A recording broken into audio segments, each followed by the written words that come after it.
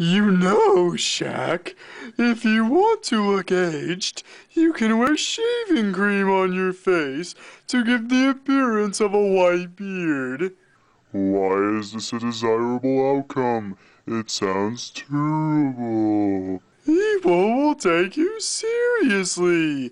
Are you implying they don't?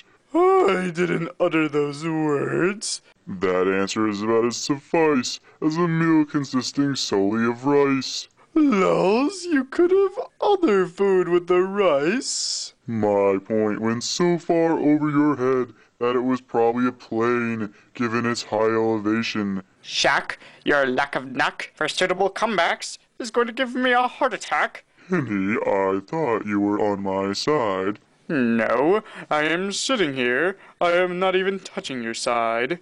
I remember one story. Michael Jordan, man. Michael Jordan said he could play center if he wanted to. I mean, if you wanted to give up 110 points a game, he could. He didn't say that. Please go, Charles, before our establishment is tainted due to your knuckleheaded statements. I was here first. Didn't you get the memo? First is worst. Now leave. I got the memo.